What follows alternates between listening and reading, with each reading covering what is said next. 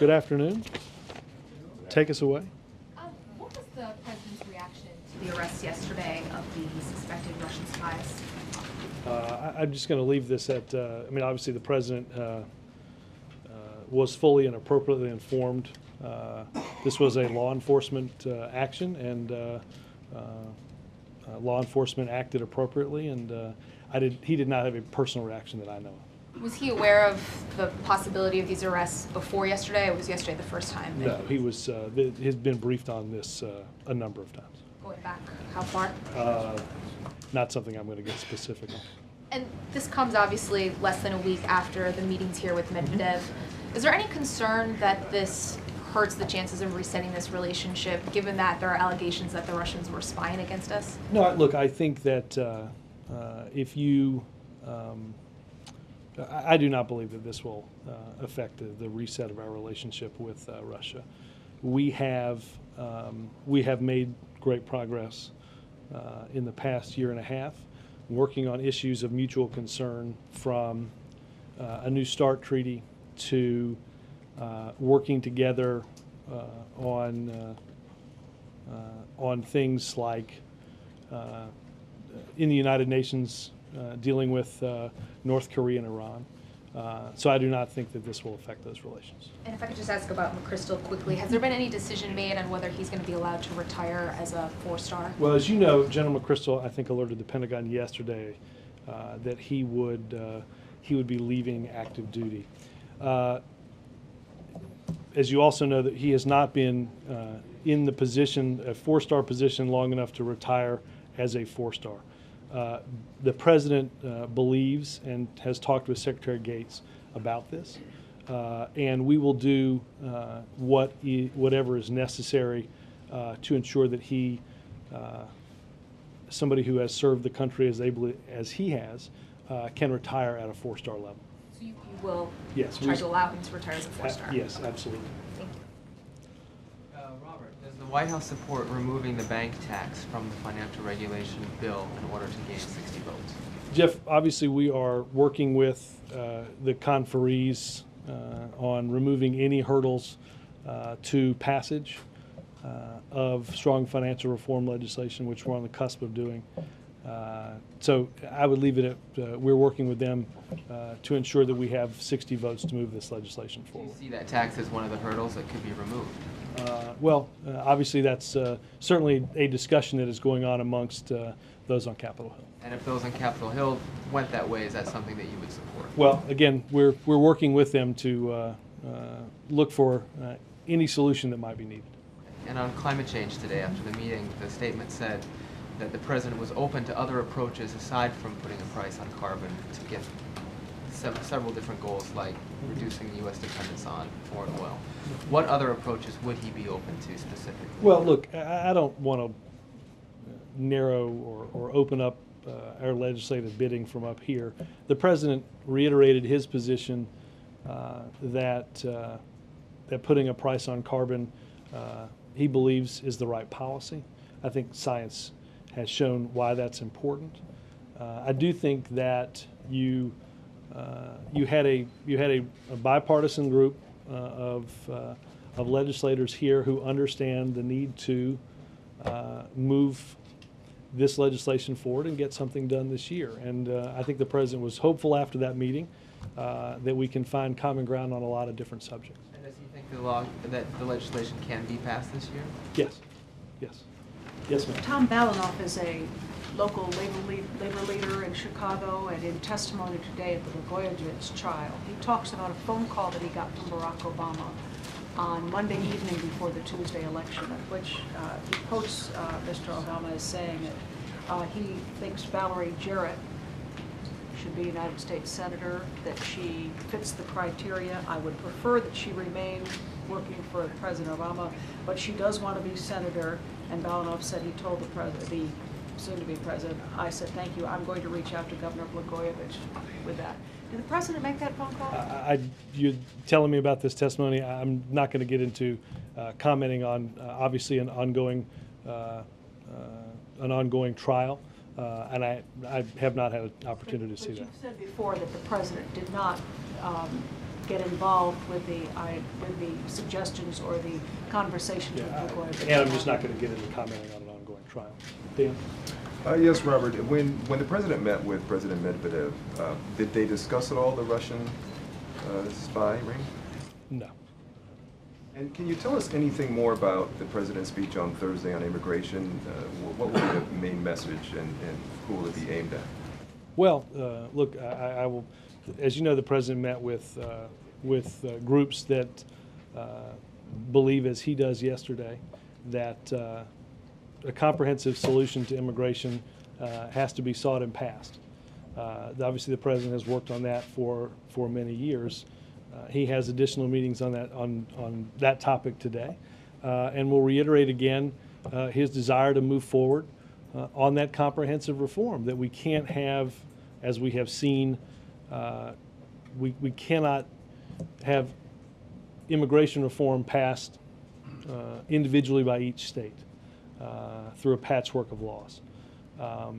So he will reiterate that, and Dan will certainly take the opportunity to reiterate that what in the past has been something that members of both parties have worked on, that one party alone cannot solve this problem. Only with Republican support can, and that Republican support has certainly been there in the past, only with Republican support can we move forward on immigration reform. Yes, sir. Thank you. On financial reform, how confident is the president that he is going to get the 60 votes, and does he think he could have it on his desk by July 4th as they had originally hoped? Look, Chip, our hope is to get this done as quickly as possible. I do think whether or not it is done by the end of this week, obviously there are some logistical hurdles that are going to have to be met in order to do that. I will say that if you go back to January or even many of the months between January and now, there was always a question as to whether this was going to get done. I don't think there is a question now whether it will get done. It will either get done more likely the next week that they're back than this week, but the president will very shortly sign comprehensive financial reform legislation that puts in place rules that prevent the type of activity and the type of effect that happened in September of 2008 from ever happening. And has the president reached out to or had any conversations with any of the Republicans who they hope to? Let me check and see the last time he has made A quick calls. question on, there's confusion over the $100 million fund in the Gulf right now. Ken Feinberg said yesterday that the White House and BP had agreed to give him jurisdiction over claims from individuals and businesses harmed by the 6-month moratorium. In fact, he said he was just finding out that that was the case. Then we contacted him today about that, and he put out a statement saying, until it is determined who will hold the $100 million, it is unclear who will oversee and process the individual moratorium claims. Can you clarify this? Let me. I was. My understanding was that the first statement that he that was money that was to be dispersed by him was not the way I understood it. But given the fact that there's confusion on that level, let me take that question and I will get an answer around in our transcript. Is there any confusion on the $20 billion? Is it still the case that the $20 billion is not for people affected by the moratorium? That's my understanding. Right. That's my understanding. Sure. A few follow-ups. One, did the president know about this Russian spy deal before he met with Medvedev? Yeah. Okay, that wouldn't. That wouldn't. Yeah. Part one. Yeah. So he did know about it. Second, on FinReg, if you don't get the bank fee, is this something you will continue to pursue further if it does not? If it's not a part of it? Yes, the president outlined in his State of the Union address earlier in the year the need to repay the taxpayers fully for the troubled asset relief program. So this does not close the door on that. So if it's not in here, Right. you could Doesn't close the door on doing that at a later date. On energy, can you make a argument that you can price carbon without it without it being a tax? Yeah, yes. I mean, obviously, there are a number of different ways that you can, and I'm not an expert on all of the different proposals that are in front of the Senate right now in terms of how one, each of the proposals and how they do it. I will say this, Chuck, we understand that, and the President has met with countless number of CEOs over the past many months that discuss the need for greater certainty in how they do business, that have advocated this type of approach. Obviously, there are a number of different ways to do it. I think the President felt encouraged by the meeting in trying to move all of these proposals forward. And can you say definitively, can you say definitively that you guys are fulfilling every skimmer request that's been made by all 4 states that are affected right now? Yes, we are. Look, there are one of the things that's happened most recently.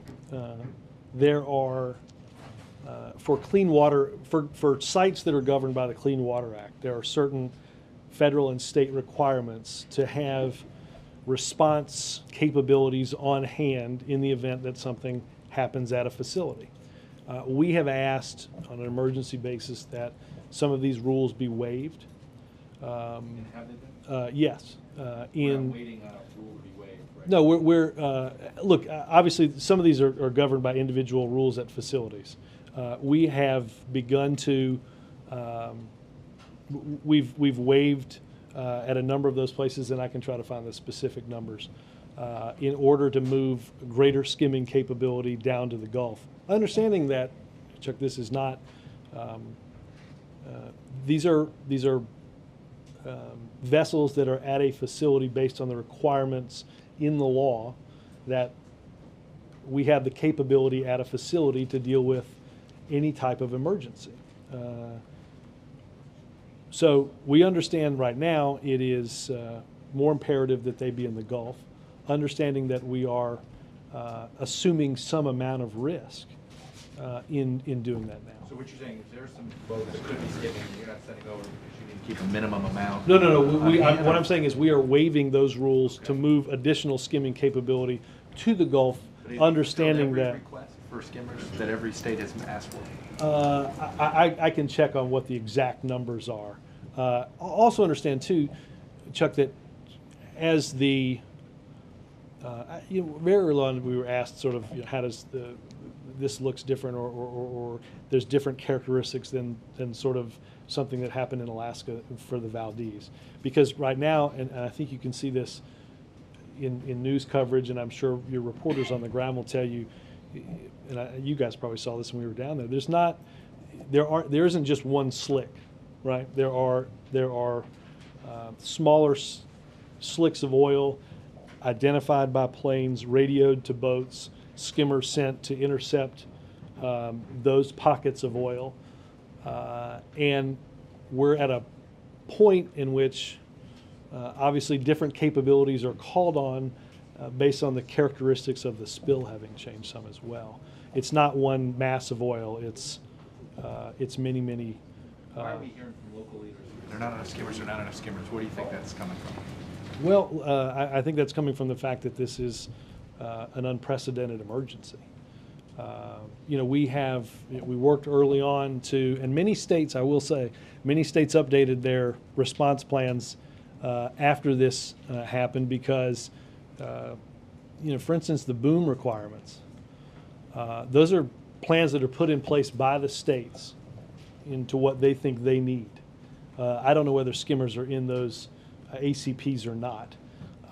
But obviously, as the depth of the response, I should say the length of the response has gone on, those plans have been augmented, and we will continue to move as many additional skimming capabilities as we can down to that region. Yes, ma'am. Ahead of the energy meeting today, the White House said that the goal was to figure out where the common ground was on energy legislation. Afterwards, Senators Lieberman and Kerry said that there was consensus to do a price on carbon, though perhaps not economy-wide, but modified in some version. Is that also the White House view of where the consensus was, and is that where you think this is headed now? I don't, look, obviously, Senator Reid is going to figure out the vehicle that moves in the Senate. I wouldn't disagree, obviously, with what Senators Kerry and Lieberman said as some of their takeaway from that meeting. So, I mean, was that the takeaway from the White House's point of view? Well, that look, this is where the consensus is? Again, I think that's, look, I think many people can take many different things away. I think one of the things the president took away was the encouraging notion that we can move forward and get something done this year. Robert, can you say how often Ben Bernanke briefs the president at an economic daily briefing? I don't have all of that in front of me, Mark. He has been over here on occasion. He was over here today to speak about where we're headed in financial reform and where we are in the arc of our economic recovery. Is it infrequent rather than frequent? Again, I don't have the stats in front of me to the degree to which how many times the president's talked to him or not. Can you tell us about the town meeting tomorrow? We'll have more information a little bit later today. The focus of the president's remarks before the town hall meeting will be on the economy.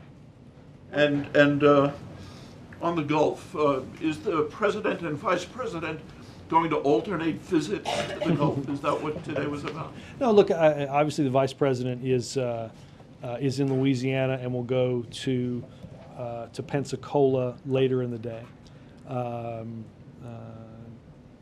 Obviously, many in the cabinet have been down there quite a bit.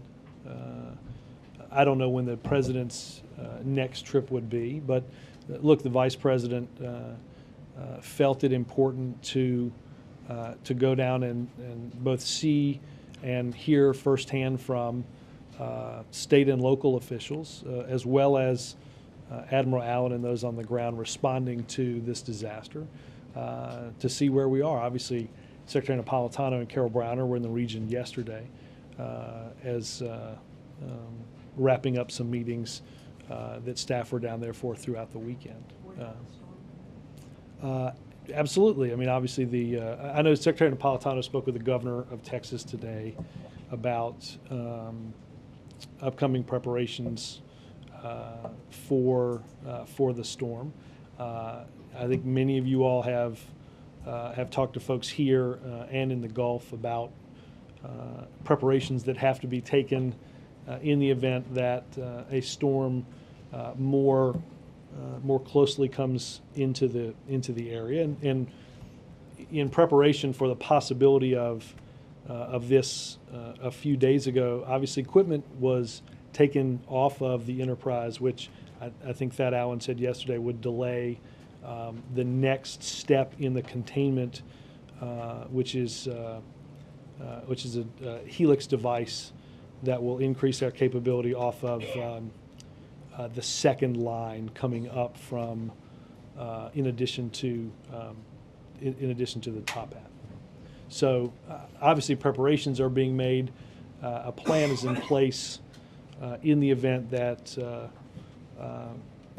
vessels have to be moved, people have to be evacuated, and obviously we continue on the long-term steps through the drilling of the 2 relief wells to ultimately get this well capped, which would be a permanent solution that we would not be dependent on Mother Nature, or I should say Mother Nature wouldn't dictate what our capabilities are on the surface. You just said you didn't know how frequently Bernanke's there for the morning eco briefing, but it's pretty infrequent when the president makes a statement with Bernanke by his side. Talk to us about the optics of that. What was the message there? Well, look, again, Chairman Bernanke was here to talk of several things. Obviously, the president concluded some important meetings over the weekend on the international response to the economic crisis that we've all dealt with. We're on the cusp of real and genuine financial reform. We are continuing to move forward on steps like a small business lending facility that action was taken in the Senate today to move that proposal forward on how we can continue to make progress in our economy. We'll see, it's jobs week. We'll see numbers at the end of the week. Why do a statement with Bernanke by his side? He rarely, if never, does that. Does he want the gravitas of Bernanke? Does he want to calm markets? I think you heard him talk about where we are on our economic recovery, something that the president talks about quite frequently, and having Chairman Bernanke here to discuss those other topics seemed appropriate. It was just random that Bernanke was there next to him. Well, it wasn't random that he was there. I mean, he was obviously here to talk about the things that I just talked don't about. understand why he was there for the public statement that the president gave to us. Because if he's here So that frequently or Bloomberg could infrequently, have exclusive access to the chairman of. it's a serious question. You guys No, I understand. Right, I'm I've trying tried to to give you a serious answer 3 times. Well, I'm trying to understand why the president felt that he needed to give a statement on the economy, which he does nearly every week, with Bernanke by his side. What we should read into that. I don't know that you should read anything into it, despite my best efforts to describe otherwise. Again, Chairman Bernanke, obviously, as you know, plays an incredibly important role. Has worked for the past 17 months to stabilize our financial system, to speed our recovery, and was here to meet with the president and the economic team. And I wanted the record to reflect this is the first time you guys that Hans has complained about too much access. We're not complaining. Okay, I will, 30 seconds to Marla. No, I'm kidding. Go ahead. Arizona Governor Jan Brewer describes yesterday's meeting with federal officials about National Guard troops going to the border as very, very disappointing. She says they're only getting a fraction of the number they really need. Are the people of Arizona being let down in this situation? No, look, the president has made a decision to move 1,200 National Guardsmen to the border, 524 of which will be deployed in Arizona. There obviously is and continues to be extraordinary efforts that we're taking to secure our border as part of the beginnings of comprehensive immigration reform. She says she needs at least 3,000 troops. Well, again, the president has made a big commitment to securing the border and to Arizona. Arizona Senator John Kyle continues to insist, despite the White House's assurance that it did not happen, that the president told him, if we secure the border, you people, meaning Republicans, will not vote for comprehensive immigration reform. Wendell, to be fair, this appears now to be an argument that the senator is having with himself, right? A couple of weeks ago, he made a statement that we said wasn't the case. Then I believe on Friday, the senator said that wasn't the case. Now I think he has made a statement saying what he said about it not being the case may not now be the case. So I refer you, Wendell, to his spokesperson saying at the beginning of this process that there were 2 people involved in this conversation. It appears as if the problem is one of them has 3 recollections.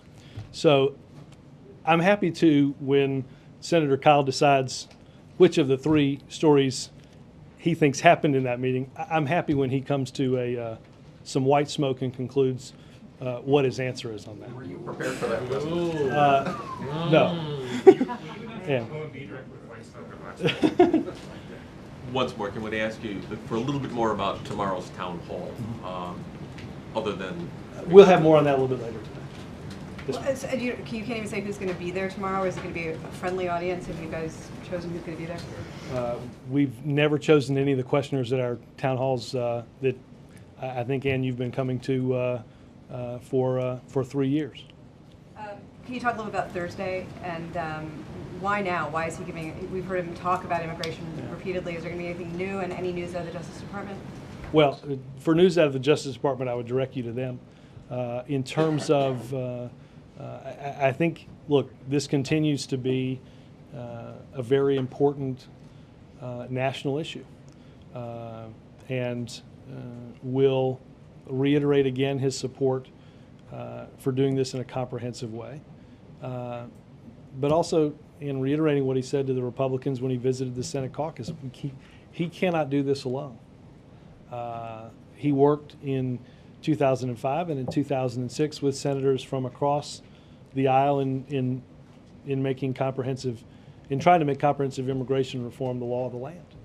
The only way we're going to do that now is to do that working with the other side of the aisle.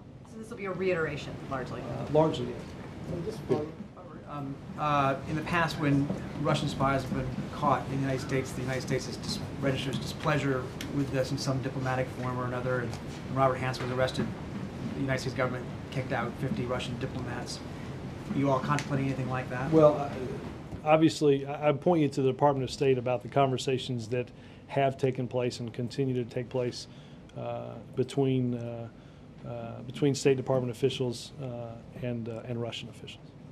Do you find this to be something that is offensive or simply business as usual? Look, obviously, this is something that was that is important and was treated as such yesterday.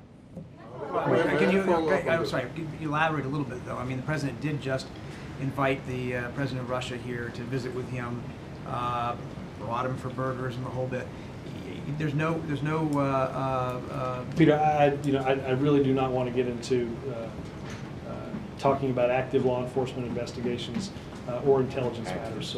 Well, but it's also about the relationship between two countries, and you don't find it offensive that this other No, country again, that you're trying to build a new relationship with is still spying on you. I said that. I said earlier that I did not think that this would affect our moves to reset the relationship, and we believe that. To do what they want without any consequences. Obviously, that's not the case because there were multiple arrests that were made. Mark. Robert, thank you. Thank you. Stay on the same channel. All right. Leading about, the about, yes, about You had a feeling you might not ask about the economy. Well, I'm asked about the economy, but next time, if you give me the question. You should take that up with Mark later because he might seek to reclaim his time. This one, I want to stick with the subject. The timing. The timing. Was the president completely satisfied by whoever organized the operation, the sweep, that this was the time that it needed to be done right after the second? Well, look, again, I'm not going to get into the specifics of discussing the law enforcement or the intelligence portions of this. No, I understand. Let me finish my answer. This was an action that was taken by law enforcement, handled that way,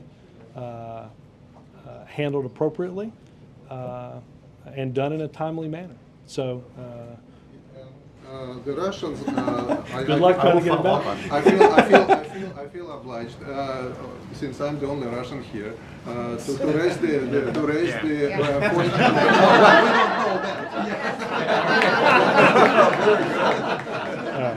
Now I'm like the straight man for a bunch of people standing on the side.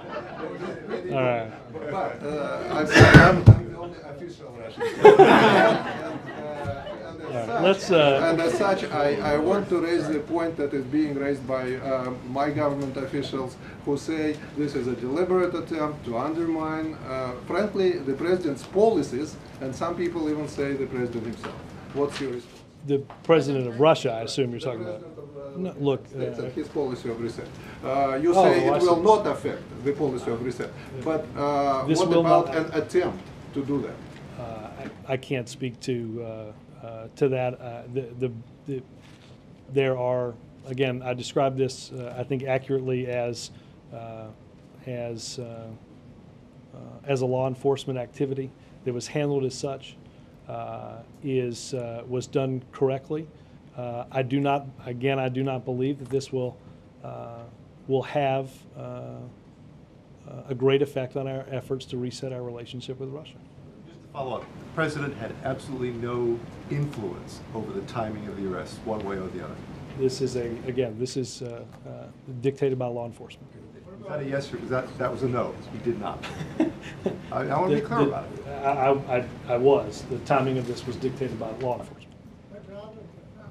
Thank you, Robert. Robert, no. Just two questions. I'm going to go tomorrow and then we'll go ahead. On the Saudi visit, I'm wondering if the president plans to ask the Saudis again for more gestures to Israel. He's done that in the past, hasn't gotten a whole lot of. I was results not for it. in the, Mar was not in the, Yeah. the statements that were just made. The, obviously the topic of Middle East peace, the topic of the Saudi support of the Arab Peace Initiative, all of those topics, again, I was not in there, but I know those did come up, and I know that the president reiterated his desire to push for this comprehensive peace, and obviously we've got Prime Minister Netanyahu coming soon as well to continue to make progress. But should we assume that he still wants the Saudis to make the gestures he asked them to earlier in his administration? And again, I was not in there, but the readout I got was that the Saudis reiterated their support for the Arab Peace Initiative, which is an important aspect of it. Yes, sir. Robert, does the President hold open the possibility for passage of immigration reform this year, given that we don't have a single Republican co-sponsor and no legislative language in the Senate? Obviously, there are proposals that are being worked on. Peter, that's a better question for Republicans that have believed this was an important issue when they were in power. It is no less an important issue now that there is a Democrat in the White House. And the president will continue to work with anybody that desires to work with he and others on a comprehensive solution. Is he actively making calls to Republicans to try to round up support? He made calls, I don't remember the exact timing of this, obviously reached out to I think half a dozen folks not too long ago on this topic. Margaret. Thanks. When the senators came out of the energy meeting today, I believe it was Senator Lieberman talked about the president's belief that this legislation should be the legislative vehicle for all of the, for some of the BP stuff, for all of the BP stuff. Can you just clarify what BP related stuff would be on an energy bill and what you're willing to separate? Let me, I did not hear that portion of Senator Lieberman's thing, but let me find out. Questions in the atmosphere. But can you at least tell us what the president said in that meeting about BP? I was not in the meeting, but again, I will clarify what part of whether energy legislation that would move through the Senate. I think you're asking me, is the vehicle for some of the changes that we have sent up and some changes obviously proposed by others in dealing with. So that people feel obliged to vote for it, or are there some things you're willing to separate because they need to be passed, you know, well, look, quickly and not? on a number of occasions, there have been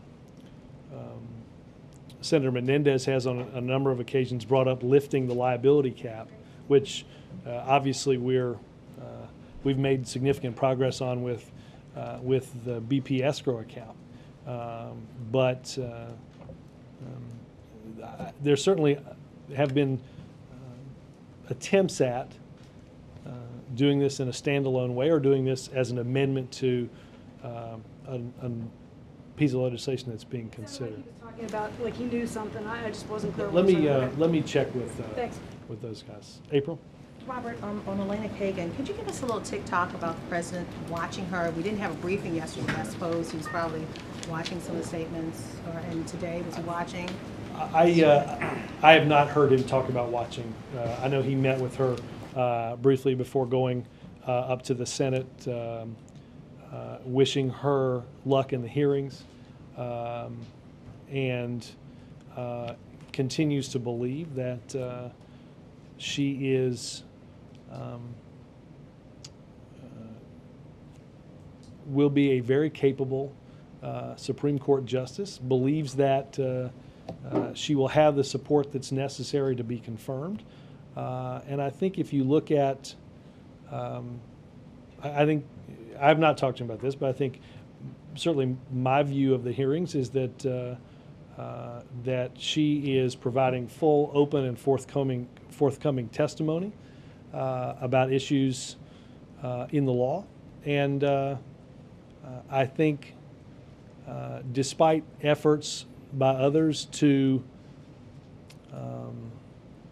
create a pattern of fact that doesn't exist on military recruiting at Harvard, she has explained why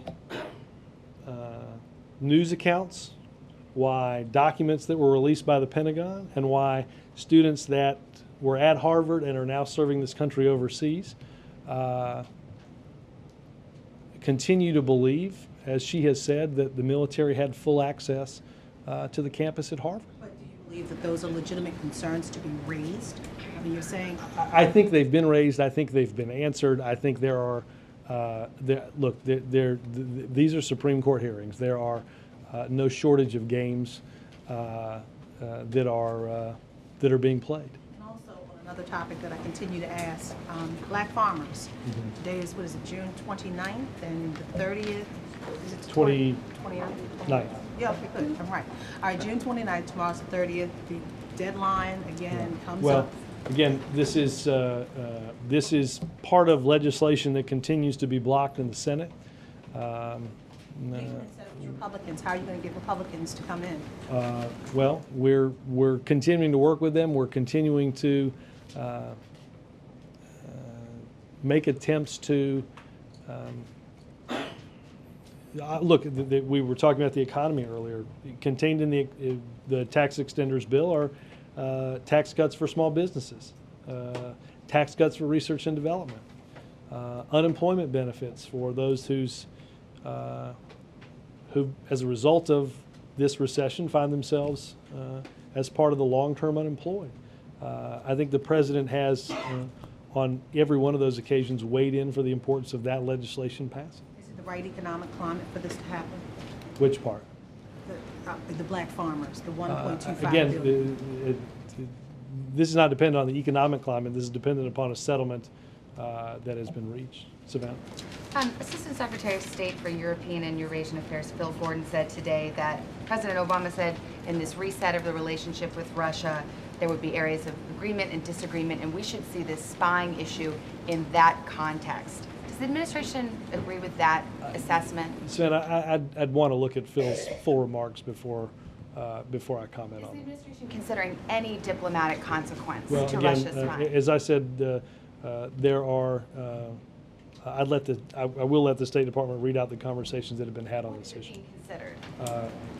The State Department can give you that answer. Robert, just Go ahead. two Robert, questions, Robert, House Minority Leader John Boehner today likened your approach to financial regulatory reform to, quote, killing an ant with a nuclear weapon. Yeah, if I understand the analogy correctly, I think it's important, Glenn, that we understand that he apparently believes that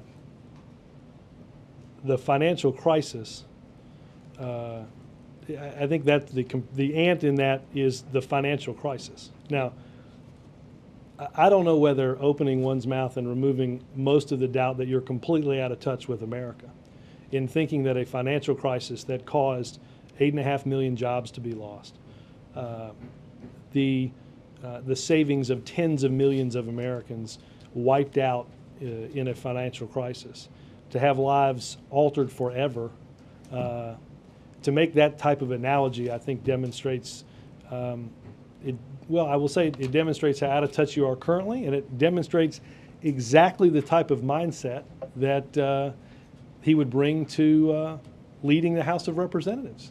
It's led him to oppose an economic recovery plan that has grown our economy and brought us back from the brink of a Great Depression. He has voted against strengthening the rules that govern Wall Street. Maybe he thinks that the rules that we had in place that caused what happened in September of 2008 are just the type of regulation Wall Street needs. the president doesn't believe that, and I think the majority of Americans don't. One quick, Bill Clinton has apparently endorsed Andrew Romanoff in the Colorado Democratic primary. How do you respond to that? Are you amused, dismayed, infuriated? Are those D, none of the above? Hang on that. Did you guys get a heads up? Did you know President Clinton was doing that?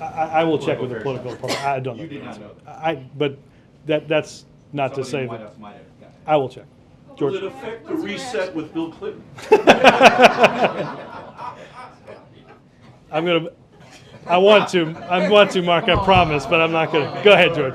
Speaking of infuriated, I wanted to return to your remarks on Senator Kyle. Is it fair to say that the White House was angry at the way he reacted after that meeting? And is it also fair to say he's not about to be invited back for any meetings? Well, look, he's a member of the leadership of the Senate. We'll deal with him as a member of the leadership of the Senate. I don't know if it was anger. It was just that what he said wasn't true. And then if you don't take my word for it, take Friday's John Kyle word for it. Now, I can't speak to what's happened now between now and Friday, but even in Toronto, I think I was in Toronto. I think many of you were in Toronto. We read the story that he told an outlet that that wasn't exactly what he said. So again, I'm happy to return to this topic if and when the senator from Arizona gets his story straight. Robert, just two questions. Robert? I want to repeat a question that was asked earlier because I'm not sure I heard the answer. Mm-hmm. Did the President or White House staff give any guidance as to the timing of these arrests? None that I'm aware of, no. You weren't given any guidance? You didn't know about it? No. Did you give any guidance? Yeah. No, obviously, yes. Let me now that and then you'll obviously come back. we were aware of. Obviously, we did not. I am not aware of any guidance that was given to change that. So you were aware. Hang on a minute. You were aware that these Chuck, arrests you were said going to this. be made. You just didn't know about the time. We were aware of the timing. Thank you, Robert. Yes. Since 8 members of the U.S. Senate, just two questions. Since 8 members of the U.S. Senate wrote the president strongly opposing the possibility of his using executive power to grant amnesty to more than 10 million illegal aliens in the U.S., is the president still planning to extend any such amnesty? I'm not through what means in that letter. Well, he could pardon them, couldn't he? There are no pending 10 million pardon requests, Lester. Okay, I can clear that up. What is the president's reaction Be a heck of a file. to the unanimous jury decision in the U.S. District Court for Eastern Pennsylvania in support of the Boy Scouts and against the Philadelphia City Council who tried to bar them from their longtime headquarters? You're going to find this surprising, but I'm not aware of the details of the case. It missed my desk. It missed my desk. Read very much. Well, I think it's safe to say, Lester, you and I probably don't read the same things. Yes. Go ahead. Was General McChrystal fired partly because of a very pessimistic briefing that he gave to NATO a few days before the Rolling Stone article? No. That first of all, obviously, the president accepted General McChrystal's resignation last week. I think General McChrystal has always provided in the Situation Room the best information that he has available to him about developments in Afghanistan. That obviously played, whatever was said in that briefing, played no role in the actions that General McChrystal came in and provided his resignation to the president on. So this very negative briefing that he gave to NATO did not play into it at all? Again, it did not play it into it at all. I think it is safe to say that the president has heard both encouraging and discouraging news, and hears that each and every day about Afghanistan. We have always said that this was going to be quite difficult. So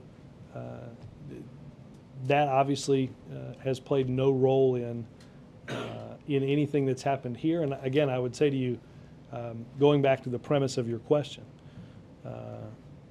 and I think the events of last week played out, I think, quite clearly for the world to see. General McChrystal came in and offered to the president, and the president accepted his resignation as our commander in Afghanistan and ISAF's commander in Afghanistan. We sent General Petraeus, we sent his name up. His hearings are ongoing, and I believe he will be confirmed as both the commander of our forces and ISAF forces, and will soon head to that region. Yes, sir. Are you concerned if General Petraeus wants to free up the troops to be able to use more force more liberally in Afghanistan, that the ensuing possibility of civilian casualties might turn the Afghans against us? No, again, I think that I'd let General Petraeus' comments on the rules of engagement, I'd refer you to what he said on that. Obviously, anybody that is commanding troops is going to take into their thought process a lot of different aspects involving rules of engagement. Yes, Thank you, Robert. During the joint press session with President Medvedev on Thursday, the president made reference to the fact President Medvedev had opened a Twitter account, and as the president himself has one, and that someday they would be tweeting and possibly replace the red phones that they're using. Have they been in touch at all since the events that happened on Saturday, either by Twitter or the phone? Quite the lead, wasn't it? I'm not entirely sure where the whole beginning of that was going. I do not know the nature of how many times they might have spoken Sunday in Toronto. They have not been in touch that I'm aware of yesterday or today. Are there any red phones in the White House? None that I have found. Are you aware of the timing? I don't mean to, just to close up one loop. Are you aware of the timing of this arrest before the Medvedev visit? I don't. Or Medvedev, we're all. I know. I will consult so you everyone's. don't know if you were aware of the timing of the arrest before Medvedev's visit? I don't know the answer to that. I will check his Twitter account. Thanks, guys.